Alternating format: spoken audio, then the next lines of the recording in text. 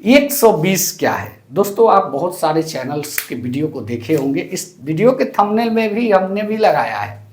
30 से 40% का चांस मान सकते हैं। हाँ, सेकंड थर्ड अटेम्प्ट में आप इसको क्रैक कर सकते हैं। आप देखिए कि आपका 100 प्लस आ रहा है कि नहीं, 90 प्लस आ रहा है कि नहीं। जो आप जानते हैं वैसी चीज़ों को दोहराएं, क्योंकि अगर वैसे प्रश्न गलत होंगे तो स्वाभाविक है आप फेल कर जाइएगा 120 के चक्कर में। ये 120 का जो फंडा है ये एक लालची फंडा है। हेलो फ्रेंड, कैसे हैं आप सभी? उम्मीद करता हूं कि अच्छे होंगे। फ्रेंड्स, आज के इस वीडियो में हम लोग बात करेंगे वैसे अभ्यर्थियों के लिए जो सीटेट की परीक्षा पहली बार दे रहे हैं। जी हाँ, कुछ मुख्य टॉपिक है जिस पर मैं आपका ध्यान आकर्षित कराना चाहता हूँ कि बहुत सारे वीडियो ऐसे बने हैं सोशल मीडिया के साइट्स पे जिसमें आपको लच्छेदार बातें कह के भ्रमित किया जाता है और बहकाया जाता है। उसी तरीके की चीज़ों को मैं आज प्रकाश डालने वाला हूं कि इस पर क्या करने की आपको आवश्यकता है। जी हाँ, परीक्षा हॉल में किस प्रकार से संयम बरतने की आवश्यकता है। परीक्षा हॉल जो होता है उसमें आप किस प्रकार की रणनीति बना के परीक्षा सफलतापूर्वक दे सकते हैं। टाइम मैनेजमेंट आप कैसे कर सकते हैं। सीटेट क्वालिफाई करने के लिए बहुत सारी चीज़ों पर, जो कि छोटी छोटी चीज़ें होती हैं, उन सारी बारीकियों पर आपको ध्यान देने की आवश्यकता होगी। इसलिए इस वीडियो को आप लोग पूरा देखिएगा। एक मुख्य पॉइंट ये भी है कि क्या है 120 प्लस, जिसके बारे में लोग थंबनेल के माध्यम से कहते हैं 120 प्लस, 130 प्लस। क्या है ये? क्या है इसकी वास्तविकता? क्या सभी स्टूडेंट 120 और 130 का मार्क्स गेन कर सकेंगे? बिल्कुल इम्पॉसिबल है। मैं आपको डिमोटिवेट नहीं कर रहा हूँ, लेकिन वास्तविकता यही है कि इस तरीके की लच्छेदार बातें से अभ्यर्थी जो है भ्रमित होते हैं, डिमोटिवेट होते हैं, और सच्चाई उसका यह निकल के आता है कि 2-3 बार परीक्षा देते देते थक जाते हैं, कहीं ना कहीं उनका मनोबल भी टूट जाता है। तो इस 120 का फंडा भी हम लोग आज इस वीडियो में जिक्र करने वाले हैं। बने रहिएगा, इस वीडियो को पूरा देखिएगा। जैसा कि आपको दिख रहा होगा कि एग्जाम हॉल में किस प्रकार की रणनीति की आवश्यकता है। जी हाँ, कुछ टॉपिक है जो आपको मैं प्रकाश दिलाने वाला हूँ आज की इस वीडियो के माध्यम से। पेपर किस प्रकार से सॉल्व करें, ये भी एक टेक्निक है, इसकी भी ज़रूरत आपको परीक्षा हॉल में पड़ेगी। समय बचाने के लिए क्या करें? बहुत सारे अभ्यर्थियों का ये क्लेम रहता है, उनका 20 अंक 30 अंक ऐसे छूट जाता है, उसको टिक नहीं कर पाते, गोला रंग नहीं पाते। तो कहीं ना कहीं इन सब चीज़ों का मैनेजमेंट कैसे होगा, ये भी हम इस वीडियो में बात करने वाले हैं। ओएमआर में सबसे ज़्यादा किस चीज़ पर ध्यान देने की आवश्यकता है? ओएमआर जब आप कर रहे हैं, सबसे पहली पॉइंट क्या होनी चाहिए, पहली प्राथमिकता आपकी क्या होनी चाहिए कि ओएमआर सफलतापूर्वक आप जो है कर सके।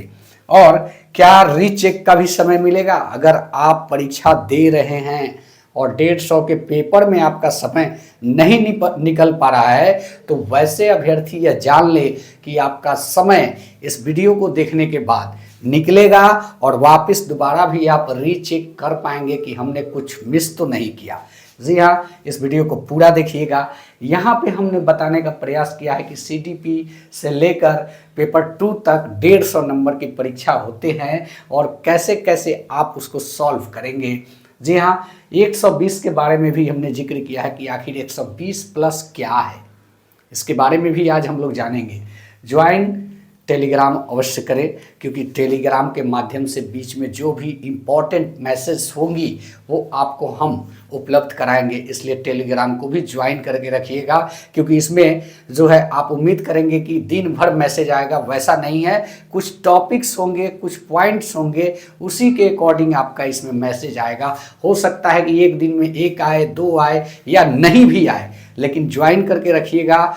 एक सप्ताह में अगर एक भी आता है तो आपके पूरे परीक्षा भर वो जो है कामयाब चीज़ें ही आएंगी, उपयोगी चीज़ें ही आपको मैसेज के माध्यम से बताया जाएगा। इसलिए ज्वाइन, प्लीज़ ज्वाइन टेलीग्राम। चलिए स्टार्ट करते हैं। दोस्तों, वीडियो अच्छा लगे तो चैनल को जरूर सब्सक्राइब कीजिएगा। आपके स्क्रीन पे दिख रहा होगा कि एग्ज़ाम हॉल में किस प्रकार की रणनीति होनी चाहिए। जी हाँ, जब आप परीक्षा हॉल में जा रहे हैं तो आपके दिमाग में सिर्फ एक ही चीज़ चलना चाहिए, ज़्यादा आपको टेंशन भी नहीं लेना है। अगर आप एग्जाम हॉल के बाहर लाइन में कतार में खड़े हैं तो आप ज़्यादा स्ट्रेस फील मत कीजिए। अगल बगल के जो भी स्टूडेंट हैं उनसे बातें करते रहिए।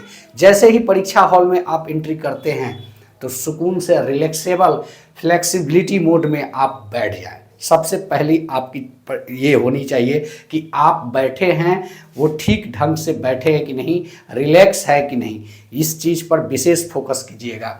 और वही बात करें कि पेपर किस प्रकार से सॉल्व करें। जी हाँ, जैसे ही पेपर आपका मिलता है तो एक बार जो आप 1 से 1.5 मिनट का समय लेकर उसको जो है पूरा पलटे जरूर, पूरा पलटते रहिएगा तो आपको पता चल जाएगा कि हाँ इस पेपर में जो है हमारे करने लायक है या पेपर टफ है। ये दो चीज़ें आपको वहाँ से जानकारी होगी। अगर करने लायक है तो आप 1 से लेकर 150 तक सही मतलब करते चले जाएंगे। अगर आप यह देख रहे हैं कि पेपर थोड़ा टफ है तो वहीं आप अपना माइंडसेट बना लीजिए कि किस प्रकार से रणनीति की आवश्यकता है ताकि टाइम भी बचे और सफलतापूर्वक अच्छे ढंग से पेपर को भी कर सकें। तो इस चीज़ पर थोड़ी आगे और डिस्कस बाकी है, करेंगे। समय बचाने के लिए क्या करें? जी हाँ, समय बचाने के लिए आप जो है जब आपको लगे कि पेपर कठिन है तो आप यहाँ देखें इस चीज़ पर CDP पहले रहेगा, उसको आप अवश्य कर लें। अगर आपका विज्ञान का पोर्शन है तो ये भी आप कर लें, क्योंकि इन दोनों को करने में आपका 22 से 25 मिनट लगेगा और 5 से 7 मिनट में आप जो है इसको रंग पाएंगे। तो कहीं ना कहीं आप 30 सेकंड के आसपास CDP और इसको पूरी तरीके से टच कर पाएंगे। हो सकता है कि आप यहाँ 60 मिनट का टाइम क्राइटेरिया है तो आप इस पर 45 मिनट में कर पाएंगे अगर दोनों एक जगह है तो। अगर नहीं है तो इसके बाद हो सकता है कि CDP के बाद अगर पहले है तो 2 नंबर पे मैथ हो, तो इसके लिए भी एक रणनीति की आवश्यकता है। डायरेक्ट आप मैथ को देखेंगे तो यहाँ पे इसके शिक्षण शास्त्र को अवश्य कर लें, 15 क्वेश्चन इसके अवश्य आप कर लें। अगर इसमें मैथ में दिखता है कि देख के ही वो सॉल्व हो सकता है या फिर 1 मिनट के कम समय में उसको आप सॉल्व कर सकते हैं तो उसी समय कर ले। वैसे 1 मिनट से कम समय का जो क्वेश्चन होगा वो आपका 5 से 10 क्वेश्चन होगा। तो यानी कि मैथ में आप टोटल 22 से 25 क्वेश्चन को कर पाएंगे उसी समय। बाकी 5 क्वेश्चन ऐसे होंगे जो आपके टाइम किल करने वाले होंगे। उसको सीधे करना क्या है कि उसको सीधे आप क्वेश्चन नंबर को गोल कर दीजिए या फिर किस प्रकार से आप उसको चिन्हित करते हैं कि वापिस आके आपको पता चल सके कि हमने इस प्रश्न को छोड़ा है, उस प्रकार से आप चिन्हित कर दीजिए और आगे बढ़ जाइए। उसके बाद आइए पेपर 1 कीजिए। पेपर 1 में आपका जो फ्रेज होगा उसको आप बिल्कुल अच्छे ढंग से करेंगे, क्योंकि फ्रेज ही आपका नंबर हिंदी का गेन करता है। तो कहीं ना कहीं दोनों गद्यांश पद्यांश दोनों फ्रेज अच्छे से हल करेंगे। और उसके बाद आप आएंगे लैंग्वेज पे, लैंग्वेज यानी पेपर 2। तो लैंग्वेज पेपर 1 और पेपर 2 लगभग सेम होता है। अंतर यही होता है कि यहाँ पे जो लैंग्वेज है यहाँ पे एक डिफरेंट लैंग्वेज होता है। तो जिसमें आपकी पकड़ है स्वाभाविक है वही आप चूज कीजिएगा। तो कहीं ना कहीं जिस प्रकार से आप हिंदी करते हैं उसी प्रकार से इसको भी करें। तो टोटल हम बात करते हैं कि यहाँ पे आपका 45 मिनट लगेगा और यहाँ पे इन दोनों को करने में 45 मिनट लगेगा। तो 45 90 यानी कि 1.5 घंटा में आप जो है 4 पोर्शन को कंप्लीट कर पाएंगे। बच गया मैथ के 5 क्वेश्चन। तो 5 क्वेश्चन में अब इसको करने के लिए आपको सबसे लास्ट में आना है, क्योंकि जब यहाँ पे आप कर लेंगे तो आप क्या कीजिएगा कि डायरेक्ट OMR शीट के गोले को रंग दीजिएगा। फिर इसको करने के बाद इसके गोले को रंग कर दीजिए। बच जाता है मैथ के वो 5 क्वेश्चन, उस पे आपको लगभग 10 मिनट का समय मिलेगा। जिस प्रकार से मैं बता रहा हूँ उस 10 मिनट में 5 में से 3 प्रश्न हो सकता है आपके हल हो। 5 में से अगर 3 हल हो जाते हैं तो उसको रंग के और 2 प्रश्न को अनुमानित तौर पे, अधिकतर प्रश्नों के आंसर जो सही होते हैं वो बी होते हैं, तो बी वाले को टिक, दोनों को बी टिक कर दीजिए। हो गया आपका पेपर क्लियर। उसके बाद 1 से 2 मिनट आपको लास्ट में बचेगा, जिसमें आप देख पाएंगे कि कहीं मेरा छूटा तो नहीं है। अगर स्वाभाविक है छूटेगा नहीं इस प्रकार से, लेकिन एक बार रीचेक भी आप कर पाएंगे। तो वही समय बचाने के लिए इसी प्रकार की टेक्निक की आपको आवश्यकता है। OMR में सबसे ज़्यादा क्या ध्यान देना होगा, ये भी एक पॉइंट है। तो आप अगर CDP करते हैं तो आप यहाँ पे अगर EVS है आपका, तो इसको दोनों को मिला के यानी कि 60 नंबर के प्रश्न को एक ही बार डायरेक्ट गोला कर लीजिए। टिक करने के बाद जल्दी में गोला करने का प्रैक्टिस आपको एक बार कर लेना होगा। ऐसे करके 2 से 3 बार पेन घुमाने में आपको गोला कंप्लीट हो जाना चाहिए। तो 2 पोर्शन को एक बार कीजिएगा और 2 पोर्शन को एक बार कीजिएगा। कहने का मतलब कि इसका कर लिए तो पेपर 1 पेपर 2 का एक बार कर लीजिए। लास्ट में आप मैथ पे आएंगे, स्वाभाविक है टाइम बचेगा। और OMR में सबसे ज़्यादा चीज़ ध्यान देने की जो आवश्यकता है वो है आपका रोल नंबर। भले ही एक क्वेश्चन छूट जाए, मैटर नहीं है, आपका रोल नंबर गलत नहीं होना चाहिए, रोल नंबर नहीं छूटना चाहिए। अगर आप ऐसा कर देते हैं तो पेपर अच्छा करने के बावजूद भी आपका रिजल्ट लटक जाएगा। इसलिए जैसे ही आपका क्वेश्चन पेपर मिले, आप सबसे पहली काम यही करें कि OMR में रोल नंबर को अच्छे ढंग से भर लें। बाकी चीज़ें बाद में परीक्षा के दौरान होती रहेंगी, लेकिन सही रूप से आप रोल नंबर को भर लें।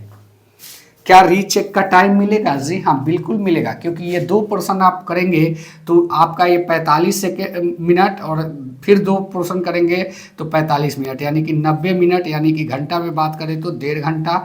लास्ट पे आपको बहुत सारे टाइम मिलने वाले हैं। वो 5 प्रश्न जो ऐसे होंगे जो आपको समय किल कराएगा, उस पर आगे बढ़ जाना है, सबसे लास्ट में उस पर ध्यान देना है। तो उम्मीद करता हूं कि ये सारी चीज़ें आपको पसंद आई होंगी। लेकिन यहाँ पे जो बात करने वाली बात ये है कि 120 क्या है। दोस्तों, आप बहुत सारे चैनल्स के वीडियो को देखे होंगे। इस वीडियो के थंबनेल में भी हमने भी लगाया है कि 120 प्लस क्या है। ये सोचने वाली बात है। देखिए, सारे स्टूडेंट्स की बस की बात नहीं है 120 या 130 प्लस गेन करना, क्योंकि फर्स्ट अटेम्प्ट में तो चांस ही कम है, 30 से 40% का चांस मान सकते हैं। हाँ, सेकंड थर्ड अटेम्प्ट में आप इसको क्रैक कर सकते हैं, मानता हूं। लेकिन पहले अटेम्प्ट में आप ज़्यादा सीरियस मत होइए। आप देखिए कि आपका 100 प्लस आ रहा है कि नहीं, 90 प्लस आ रहा है कि नहीं। अगर वैसा आ रहा है तो आपकी तैयारी अच्छी है। उसके बाद आप उसको सुचारू ढंग से, कहने का मतलब कि जो आप पढ़े हैं, जो आप जानते हैं, वैसी चीज़ों को दोहराएं। क्योंकि अगर वैसे प्रश्न गलत होंगे तो स्वाभाविक है आप फेल कर जाइएगा 120 के चक्कर में। उस चीज़ को गलत नहीं करना है, आपको नया कुछ नहीं सीखना है। आप जानते हैं जितना, उसके हिसाब से आपका 100 प्लस आ रहा है या 90 प्लस आ रहा है, उसी चीज़ को आप बार बार दोहराएंगे ताकि और अच्छे ढंग से आपके दिमाग में अस्थायी हो सके। ये 120 का जो फंडा है, ये एक लालची फंडा है।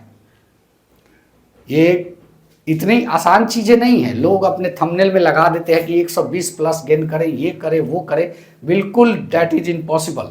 लेकिन एक बात है, ये भी पॉसिबल है, लेकिन फर्स्ट अटेम्प्ट में नहीं, दूसरे या तीसरे अटेम्प्ट में पॉसिबल है। तो इस पर आपको, अगर फर्स्ट अटेम्प्ट है आपका, तो आप सिर्फ यह ध्यान दीजिए कि 90 प्लस या 100 प्लस किस प्रकार से आए। 120 के चक्कर में पड़िएगा, कुछ नया सीखने की कोशिश कीजिएगा, पता चलेगा पीछे वाला भूल गए और ये तो आपको आता ही नहीं है, तो पेपर खत्म। तो ज़्यादा टेंशन नहीं लेना है, ज़्यादा स्ट्रेस नहीं लेना है, आप परीक्षा पास करने की तैयारी करें। उम्मीद करता हूँ कि यह वीडियो अच्छा लगा होगा। अगर अच्छा लगा है चैनल को सब्सक्राइब करें। धन्यवाद। जय हिंद, वंदे मातरम।